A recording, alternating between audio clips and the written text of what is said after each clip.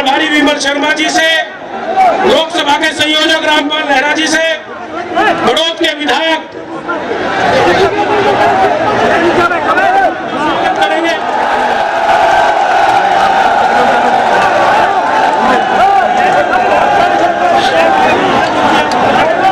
भारत माता की, भारत माता की, वंदे वंदे।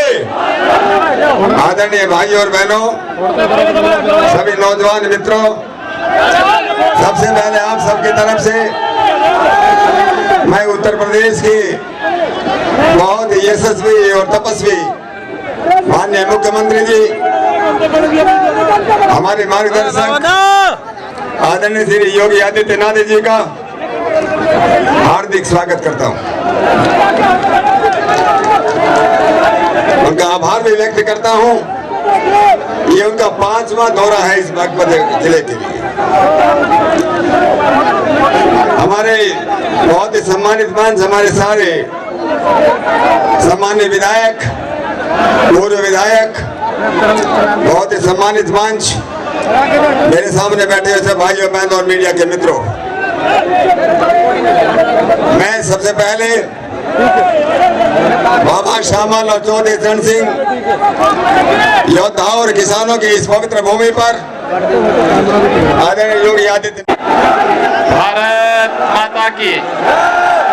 भाइयों बहनों, दोनों हाथ उठा करके बजरंगबली की मुट्ठी बांधिए। भाई कैसे काम चलेगा इस झारखंड में। भारत माता की, भारत माता की, भारत माता की। वंदे वंदे वंदे वंदे वंदे। आज की इस चुनावी सभा में उपस्थित हमारे केंद्रीय मंत्री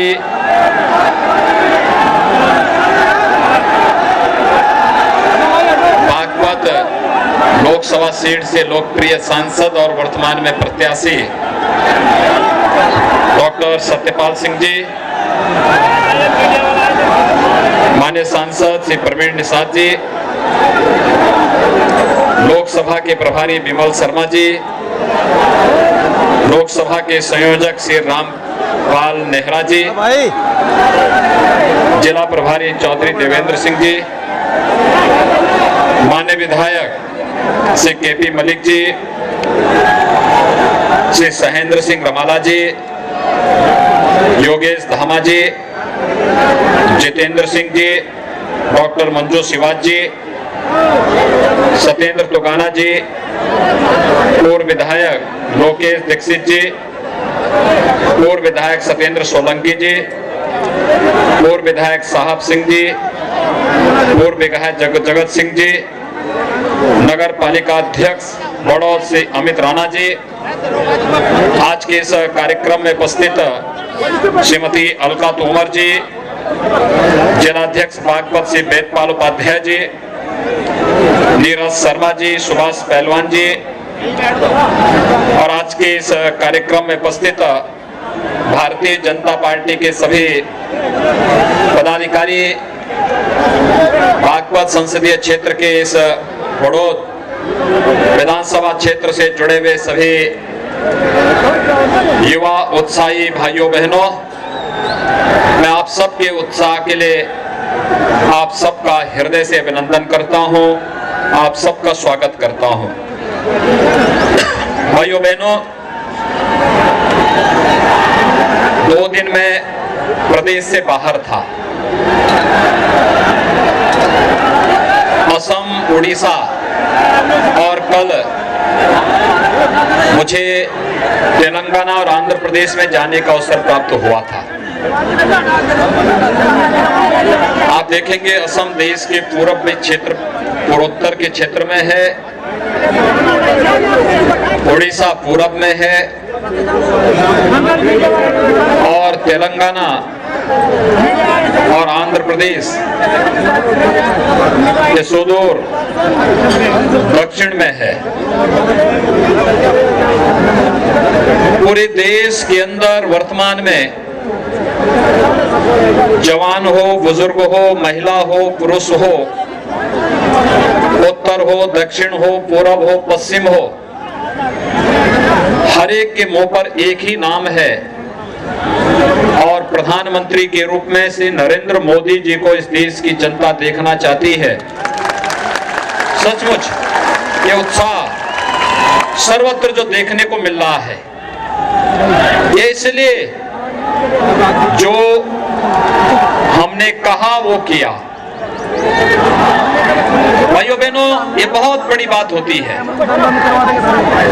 राजनीति में रह करके लोग अनेक प्रकार की बातें कहते हैं, लेकिन मोदी जी ने आज से 5 वर्ष पहले आपके सामने जो वायदा किया था, इस देश की जनता के सामने जो वायदे किए थे, उन वायदों को एक एक करके पूरा किया और पूरा करते हुए न केवल देश के अंदर एक विश्वास, अपितु पूरी दुनिया के अंदर भारत का सम्मान भी बढ़ाने का कार्य किया। एक तरफ मोदी जी के नेतृत्व में भारतीय जनता पार्टी, जिस सरकार ने किसी की जाति नहीं पूछी, किसी का परिवार नहीं पूछा, किसी का मत और मजहब नहीं पूछा, किसी की भाषा नहीं पूछी, गांव, गरीब, किसान, नौजवान, महिलाएं, समाज के प्रत्येक तबके तक विकास की योजनाएं पहुंचाई।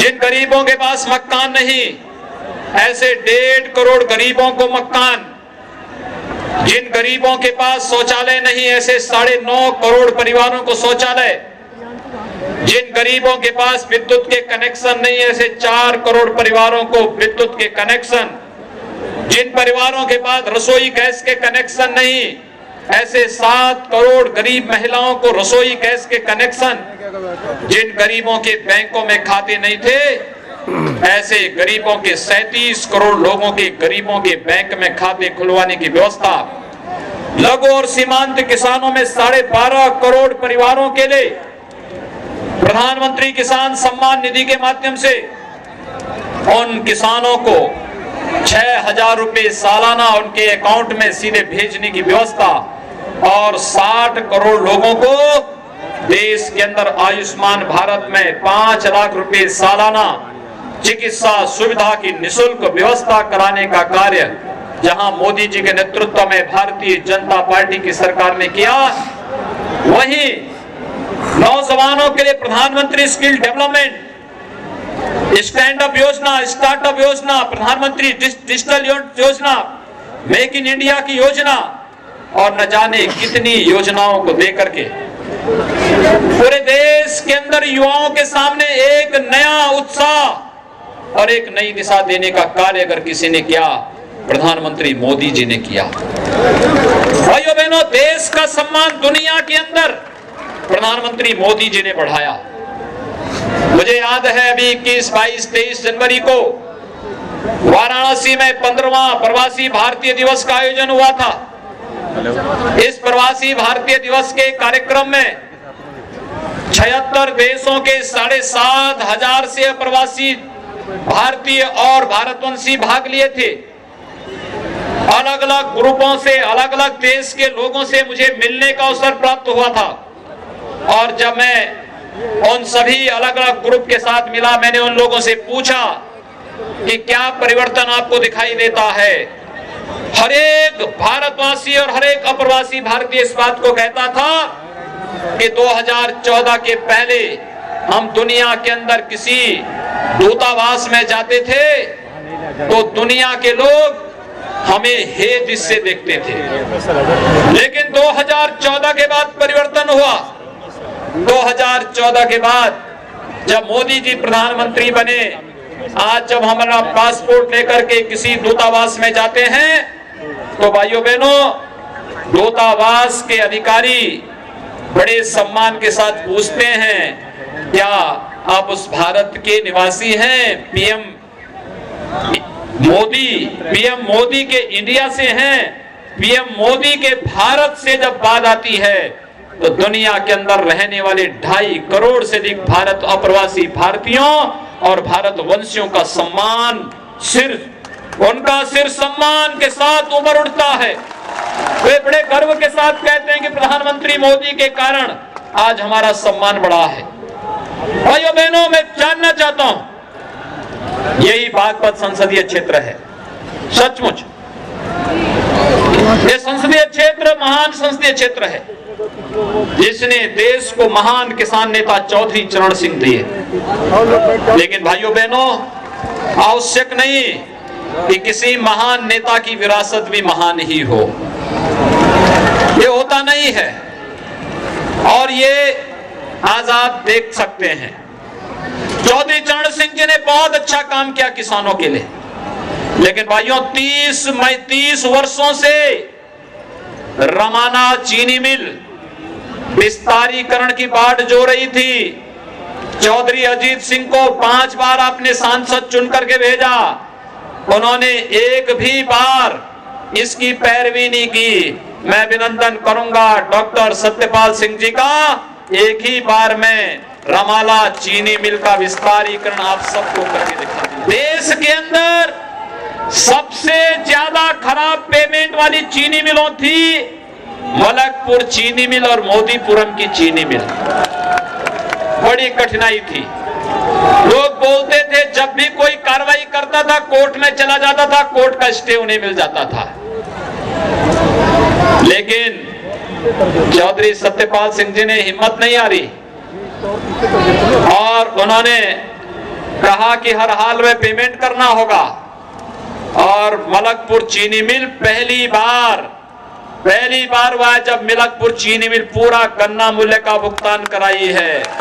भाइयों बहनों, इससे पहले कभी नहीं हो पाया। किसके कारण? डॉक्टर सत्यपाल सिंह के नाते और हमारे विधायकगण जो बैठे हैं इनके नाते। लगातार पैरवी करके, और ठीक कहा उन्होंने, जो कार्य 55 वर्षों में कांग्रेस, सपा, बसपा, लोकदल ये लोग नहीं कर पाए, 6 बार चुनाव जीतने के बाद चौधरी अजीत सिंह नहीं कर पाए, वह कार्य मात्र 55 महीनों में डॉक्टर सत्यपाल सिंह ने यहां के लिए करके दिखा दिया। सत्यपाल सिंह ने वो काम करके दिखा दिया। सचमुच जब इन्होंने मुंबई के प्रतिष्ठित पुलिस कमिश्नर के पद से इस्तीफा देकर के इन्होंने भाजपा ज्वाइन की, तो मैं समझता था कि ये व्यक्ति कैसा आदमी है कि मुंबई के पुलिस कमिश्नर के लिए लोग मारे मारे फिरते हैं और ये पुलिस कमिश्नर के पद से इस्तीफा देकर के भारतीय जनता पार्टी ज्वाइन कर रहा है। तो मैं पूछा इनसे, मैंने कहा भाई क्या मामला है? इन्होंने कहा कि देश के लिए भी, पद के लिए भी प्रतिष्ठा कमाई है, देश के सम्मान के लिए कार्य किया है, लेकिन अपनी मातृभूमि के लिए भी तो कुछ दायित्व है। मेरा बागपत के लिए कुछ सेवा करना चाहता हूं। भाइयों बहनों, व्यक्ति सभी ऋणों से उऋण हो सकता है, लेकिन मातृ ऋण से उऋण नहीं हो सकता। और सचमुच इन्होंने जब इस बात को कहा, मैंने कहा भी आपका प्रेरणा कैसे? इन्होंने कहा कि आपको मालूम नहीं कि जब आप हमारे बागपत के भाइयों से मिलते हैं सब राम राम कहते हैं। तो मैंने कहा इसका मतलब? इन्होंने कहा भगवान राम ने कहा था जननी जन्मभूमि से स्वर्गादपि गरीयसी, और इन्होंने कहा जननी और जन्मभूमि का ऋण कभी मुक्त नहीं हो सकता। अपनी जन्मभूमि का ऋण से मुक्त होने के लिए मैं बागपत की जनता की सेवा करूंगा, उनकी वहां के युवाओं के स्वावलंबन के लिए कार्य करूंगा। और फिर मैं मानता था पुलिस कमिश्नर है, सांसद एक बार चुने जा सकते हैं, कोई दिक्कत नहीं, एक बार हो सकता है। लेकिन मैं मानता था एक पुलिस अधिकारी जनता के बीच में कितना काम करेगा। लेकिन मेरा मानना है, मैं जब भी इन्हें फोन किया, ये मंत्री रहे हो, सांसद रहे हो, वे कहां हैं डॉक्टर साहब? आप बागपत में हो, बड़ौत में हो, या फिर अगर कभी हो तो दिल्ली में है तो बागपत की समस्या का समाधान करने के लिए, और लखनऊ में है तो यहाँ के गन्ना किसानों के गन्ना मूल्य के भुगतान करवाने के लिए। सांसद हो तो ऐसा हो। भाइयों बहनों, ये है कार्य पद्धति। जो व्यक्ति एक प्रतिष्ठित पद पर रहा हो, लेकिन वह एक कॉमन मैन की तरह कार्य करना जानता हो, जनप्रतिनिधि सच्चा वही होता है।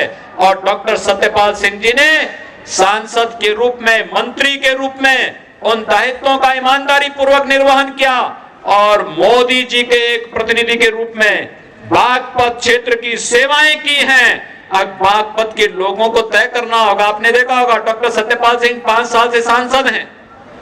इससे पहले मुंबई के पुलिस कमिश्नर थे, लेकिन कभी इन्होंने नहीं कहा होगा कि क्या मैंने जाटों का ठेका ले रखा है, क्या कभी नहीं कहा होगा। आपने जयंत चौधरी का बयान पढ़ा होगा। उन्होंने कहा कि हमने क्या जाटों का ठेका ले रखा है क्या। अरे डॉक्टर सत्यपाल सिंह ने आईपीएस बने अपनी मेहनत से, मातृभूमि के ऋण से, उनके कारण उन्हें सम्मान प्राप्त हुआ अपनी मेहनत और अपनी पुरुषार्थ से। लेकिन कमिश्नर, पुलिस कमिश्नर पद से इस्तीफा देकर के सांसद बने, आपके आशीर्वाद से, आपकी कृपा से सेवा करते रहे।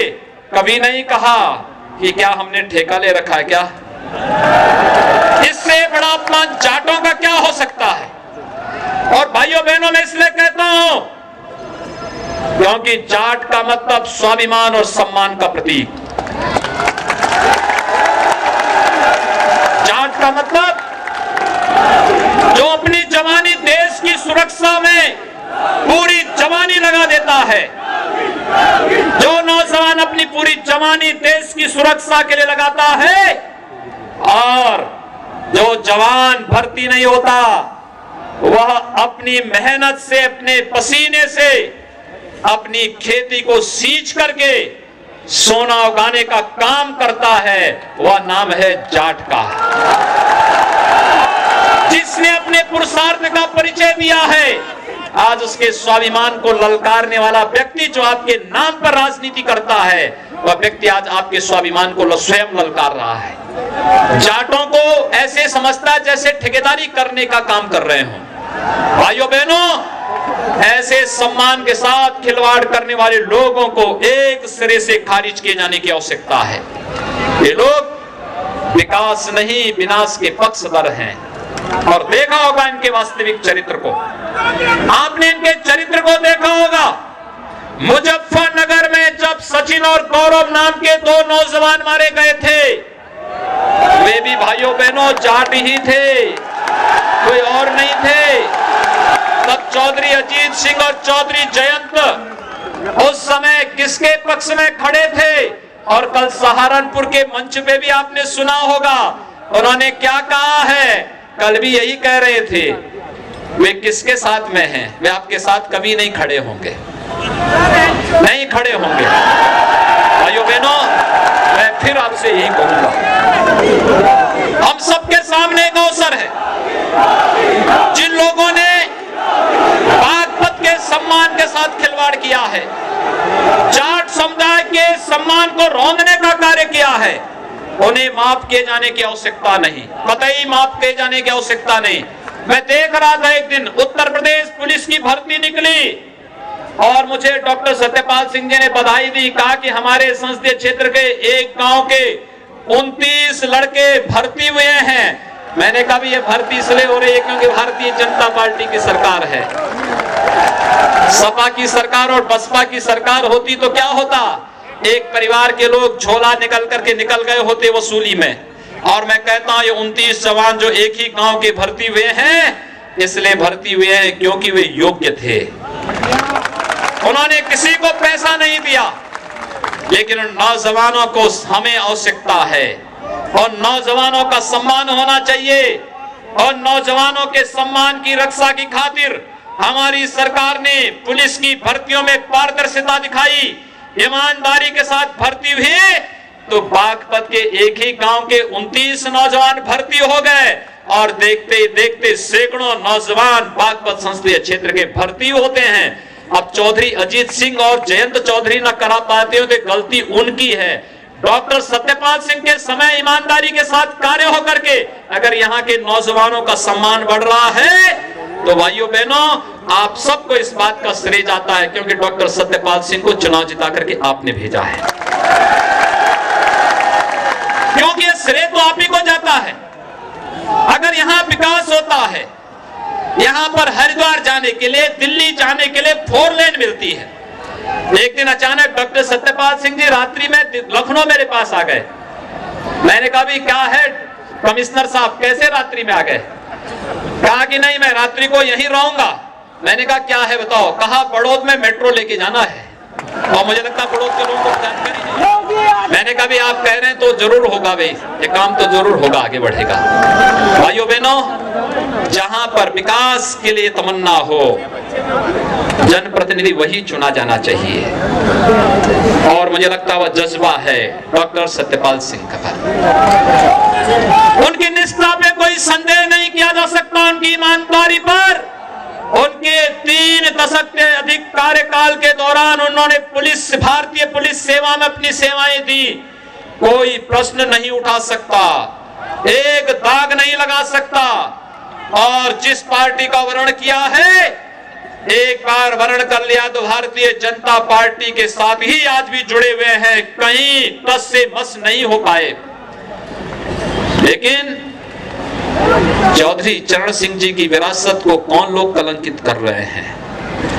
कभी सपा के साथ, कभी बसपा के साथ, कभी कांग्रेस के साथ, कभी किसी अन्य के साथ, पता ही नहीं है कहां है। कल आपने देखा होगा अखिलेश यादव और मायावती आगे थी, चौधरी अजीत सिंह जी को पीछे बिठाया था। अब इससे बड़ा अपमान आपका क्या हो सकता है?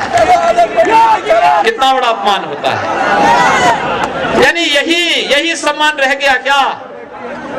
भाइयों बहनों, मैं आप सबसे कहूंगा, एक तरफ ये लोग यहां पर आपके सम्मान को धूल मिश्रित करने का कार्य कर रहे हैं, और मथुरा में, ठीक कहा डॉक्टर सत्यपाल सिंह जी ने, अगर ये मथुरा में गए होते तो मथुरा की जनता क्यों इनको भगाती?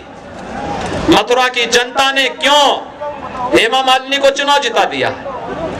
क्योंकि मथुरा की जनता जानती थी कि एक बार चुनाव जीत करके चले गए तो दोबारा फिर झांकने भी नहीं आते हैं। और अगर कोई नौजवान कभी किसी कार्य से, कोई किसान किसी कार्य से चला गया भूल करके, तो उनसे पूछते हैं क्या तुम्हारा ठेका ले रखा है क्या? यानी वक्तव्य तो देखो कितना गैर जिम्मेदाराना बयान है। ये चीजें इस बात को साबित करती हैं, जिस चौधरी चरण सिंह जी के पीछे श्री मुलायम सिंह यादव और सभी नेता जाते थे, आज उनकी विरासत कहां उस व्यवस्था को लेके चली गई कि वे अखिलेश यादव और मायावती के पीछे पीछे जा रहे हैं और वो लोग कुर्सी में पीछे बिठाते हैं। भाइयों बहनों, ये सम्मान कोई व्यक्ति अपना गिरवी रखने दो, आप बागपत वासी तो मत अपने सम्मान को गिरवी रखो। आपके सम्मान की रक्षा का दायित्व तो हमारा है। ये मंच लेगा डॉक्टर सत्यपाल सिंह लेंगे, हमारे जो विधायक गण है आपके सम्मान की रक्षा करेंगे। हमारा कार्य एक ही है, वोट, एक एक वोट जो हम देंगे, एक एक वोट, ये कमल निशान पर पड़ने वाला एक एक वोट मोदी जी को प्रधानमंत्री पद पर बिठाने वाला वोट होगा। और भाइयों बहनों, मोदी जी को प्रधानमंत्री पद पर इसलिए, मोदी जी को प्रधानमंत्री पद पर इसलिए क्योंकि मोदी जी ने देश का सम्मान बढ़ाया है। कितनी मजबूती के साथ बढ़ाया है आपने देखा होगा। कांग्रेस के समय में आतंकवादी सिर चढ़ करके बोलते थे, पाकिस्तान भारत की सीमा में घुस करके हमारे जवानों को ले जा करके उनकी गर्दन काट करके लेके चले जाते थे। दुस्साहस की पराकाष्ठा। कांग्रेस कुछ नहीं करते थे। हमारे जवानों का शौर्य और पराक्रम तब भी था, लेकिन भारत में नेतृत्व ठीक नहीं था। कांग्रेस मुस्लिम तुष्टीकरण की राह पर चल करके देश की सुरक्षा के साथ खिलवाड़ की, लेकिन जब मोदी जी के नेतृत्व में सरकार आई, पुलवामा में घटना क्या घटित हुई, पाकिस्तान के अंदर घुस घुस करके मारा गया, पाकिस्तान की कमर तोड़ करके रख दी, और आज पाकिस्तान चिल्ला रहा है। आज भी आपने पाकिस्तान के विदेश मंत्री का बयान पढ़ा होगा। पाकिस्तान आज कह रहा है फिर कि भारत हमला कर सकता है। याद करिए कांग्रेस की सरकार के समय पाकिस्तान कहता था कि अगर भारत हमला करेगा तो हम एटम बम से हमला करेंगे। आज एटम बम उसका सब घुस गया पाकिस्तान के अंदर ही। आज वो चिल्ला रहा है, कह रहा है कि साहब भारत हम पे हमला करके हमें नष्ट कर सकता है। ये है राष्ट्रीय स्वाभिमान। मोदी जी ने भारत का सम्मान बढ़ाया है, भारत के स्वाभिमान को भी बढ़ाया है। और भाइयों बहनों, भारत ने अभी एक नया कार्य और किया, मिशन शक्ति, अंतरिक्ष की महाशक्ति भी भारत बना है। कांग्रेस के लोग इसलिए नाराज हैं, लोकदल और बसपा सपा के लोग इसलिए नाराज हैं, कह रहे हैं कि ये परीक्षण क्यों कर दिया, ये परीक्षण क्यों कर दिया। अरे हमारे पास ताकत है इसलिए हम परीक्षण कर रहे हैं। हम दुनिया को दिखा रहे हैं कि भारत किसी को छेड़ेगा नहीं, लेकिन अगर कोई भारत को छेड़ेगा तो भारत भी छोड़ेगा नहीं।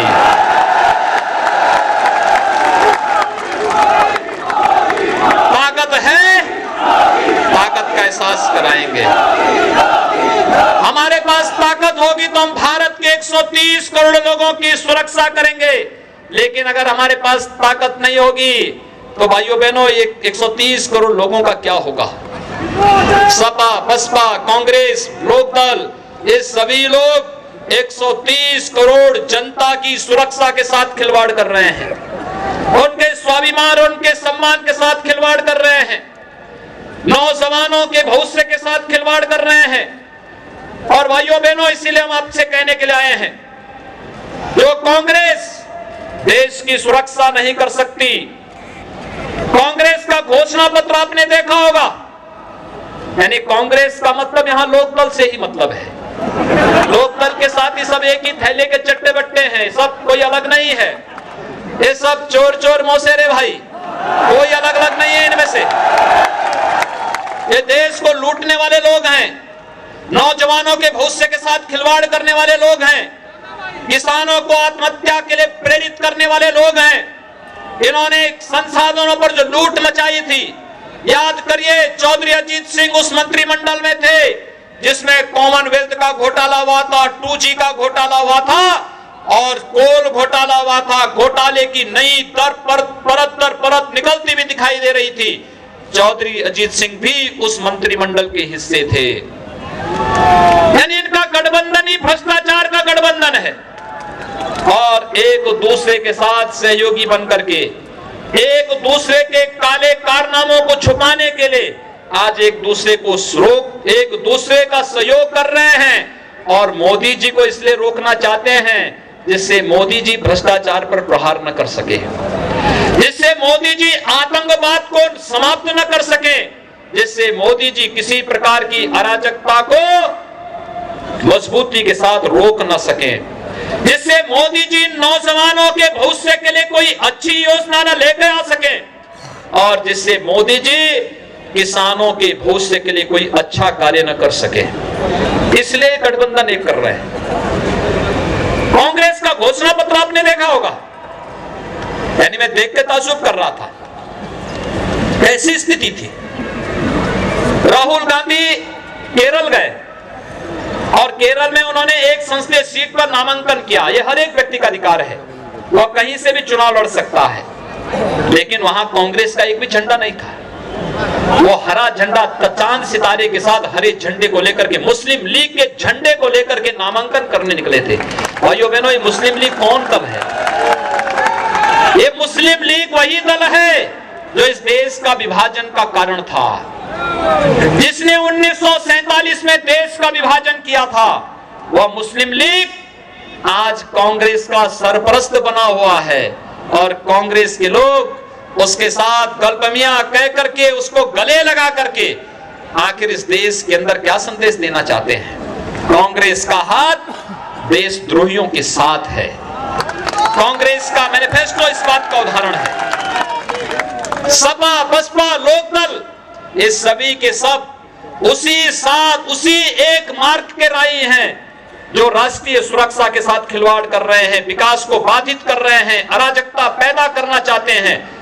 और इसलिए भाइयों बहनों, हम सबका दायित्व बनता है, आज जब यह देश मोदी जी के नेतृत्व में एक नया भारत, आतंकवाद से मुक्त भारत, भ्रष्टाचार से मुक्त भारत, गंदगी से मुक्त भारत, किसी भी प्रकार की अराजकता से मुक्त भारत के निर्माण को लेकर के संकल्पित है। उस नए भारत के निर्माण की आकांक्षाओं की पूर्ति के लिए भारतीय जनता पार्टी आवश्यक है और भारतीय जनता पार्टी नेतृत्व की सरकार बने, इसके लिए डॉक्टर सत्यपाल सिंह बागपत संसदीय सीट भारतीय जनता पार्टी ने आज अपना घोषणा पत्र जारी किया है और घोषणा पत्र में भारतीय जनता पार्टी ने कहा है कि भारतीय जनता पार्टी आएगी, अयोध्या में राम जन्मभूमि पर संविधान के दायरे में रह करके मंदिर निर्माण के लिए अपनी प्रतिबद्धता को दोहराएगी। ये बात बोले ना और भी दल, सपा बसपा कांग्रेस के लोग, लोक दल के लोग भी बोले।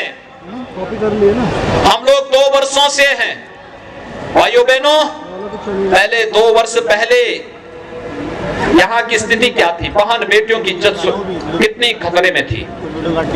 मैं जब चुनाव में आया था 2014 और 2017 के, जिस भी कार्यकर्ता के यहाँ जाता था, परिवार की महिला सदस्यों के द्वारा एक ही बात कही जाती थी, क्या हमारी बहन बेटियां सुरक्षित हो पाएंगी, हमारी बेटियां सुरक्षित हो पाएंगी। मैं कहता था कि भाजपा को आने दीजिए।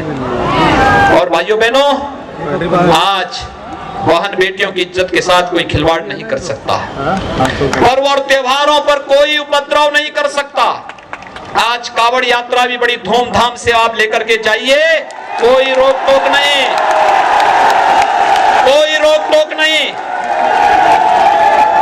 बहुजन समाजवादी पार्टी ने तो जन्माष्टमी के पर्व को भी रोक लगा दिया था कि जन्माष्टमी नहीं मनेगी, और समाजवादी पार्टी ने कावड़ यात्रा में कहा था कि डीजे नहीं बजेगा, माइक नहीं बजेगा, डमरू नहीं बजेगा, शंख नहीं बजेगा, घंटा नहीं बजेगा, घड़ियाल नहीं बजेगा।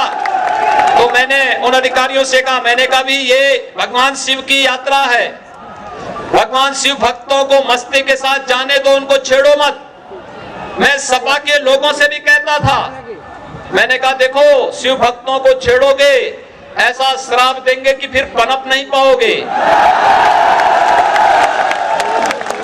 और भाइयों बहनों, आप देख सकते हैं समाजवादी पार्टी पिछले चुनाव में लड़ी थी 80 सीटों पर और इस बार लड़ रही है 37 सीटों पर, यानी 5 ही वर्ष में आपने वहां तक पहुंचा दिया कि आधे से कम में आ गया। और अगले चुनाव में मुझे लगता है कि 4-6 सीट पर ही चुनाव लड़ेंगे, यानी एक परिवार तक सीमित हो जाएगी। और उसमें भी जो टिकटें दिए हैं, 6 टिकट तो एक ही परिवार को दे दिए हैं, एक ही परिवार के अलावा कोई है ही नहीं। ये उनका समाज दर्शन है, समाजवाद का दर्शन है, जिसमें पिता होगा, लड़का होगा, भतीजा होगा, चाचा होगा, काका होगा। ये सब महाभारत की वह रचना हो रही है, आपसे दूर नहीं है। हस्तिनापुर की वह रचना जिसने महाभारत कराया था, उस द्वार पर समाजवादी पार्टी पहुंच चुकी है। ये लोग विकास नहीं कर सकते। और इन्होंने उस समय कहा था, हमारी सरकार आई, मैंने अधिकारियों से कहा, मैंने कहा कावड़ यात्रा की क्या तैयारी है? लोगों ने कहा सब तैयारी कर ली। मैंने कहा 1 सप्ताह पहले पूछा, मैंने कहा क्या तैयारी की है? कहा कि सभी सरकारों ने तय किया है कि जो पहले से व्यवस्था चली आ रही है वही लागू होगा। मैंने कहा भी नहीं लागू होगा, लागू होगा ये कि कावड़ यात्रियों पर कोई रोक टोक नहीं होगा, शांतिपूर्ण ढंग से सुरक्षा प्रदान करना हमारा दायित्व होगा। उसमें माइक, डीजे बजेगा, घंटा, डमरू भी बजेगा, संग भी बजेगा, घड़ियाल भी बजेगा, और किसी को हम रोकेंगे नहीं। सम्मान के साथ उनको इस यात्रा को निकालने देंगे, और आवश्यकता पड़ती है तो हेलीकॉप्टर से पुष्प वर्षा भी करेंगे। भाइयों बहनों, हमने जन्माष्टमी भी मनवाई है, कावड़ यात्रा भी मनाई है, विजयादशमी भी मनाई है, होली भी मनाई है, दीपावली भी मनवाई है। सारे पर्व और त्योहार हर मत मजहब के लोग मना सकते हैं, कोई संकोच नहीं, कोई भय नहीं, किसी प्रकार का कोई संकट नहीं। बहन बेटियों की सुरक्षा पर कोई संकट नहीं। और हमने तो कह दिया कि अपराधियों के लिए 2 ही जगह होगी, या तो जेल या फिर राम नाम सत्य है, तीसरी कोई जगह ही नहीं, इसके अलावा कोई तीसरी जगह नहीं होगी। और इसलिए भाइयों बहनों, आप सबसे मेरी अपील होगी, इतनी भारी संख्या में आप नौजवान आए हैं, आप सभी नौजवानों से मैं यही कहूंगा, किसान के सम्मान की रक्षा हम करेंगे, नौजवान के स्वावलंबन के लिए कार्य हम लोग करेंगे। यहाँ के एक एक नागरिक की सुरक्षा का दायित्व, बहन बेटियों की सुरक्षा का दायित्व हम लोग निभाएंगे, व्यापारियों की सुरक्षा का दायित्व हम लोग निभाएंगे। आज कैराना और कांदला में सपा बसपा की सरकार में जो पलायन होता था व्यापारियों का, वहां के लोगों का, नागरिकों का, आज अपराधी पलायन कर रहे हैं, व्यापारी वापस आ गए हैं। और मैं इसलिए आप सबसे अपील करूंगा, जब ये दायित्व हम लोग निभा रहे हैं, आप सबका भी एक दायित्व बनता है, चुनाव की इस बेला में अपने स्वाभिमान और अपने सम्मान के लिए आने वाली पीढ़ी को हम भी बता सकें कि हमने भी एक ऐसा सांसद चुना था जिन्होंने बागपत का विकास किया। एक ऐसी सरकार हमने भी चुनने में योगदान दिया था जिसने बागपत के विकास को एक नई ऊंचाइयों तक पहुंचाया है। जब इतिहास आपका मूल्यांकन करे तो इतिहास सम्मान के साथ आपको भी सम्मानित कर सके, इस भाव के साथ हमें कार्य करना होगा। और उस भाव के साथ आह्वान करने के लिए आज मैं आपके पास आया हूं कि भाइयों बहनों, कमल चुनाव चिन्ह पर डॉक्टर सत्यपाल सिंह को जाने वाला एक एक वोट मोदी जी के नेतृत्व में भारतीय जनता पार्टी की बनने वाली सरकार को एक मजबूत और शक्तिशाली सरकार के निर्माण के लिए दिया जाने वाला वोट होगा। और उस वोट के लिए आप सबसे अपील करते हुए मैं वाणी को देता हूं विराम। जय जय श्री राम, जय जय श्री राम।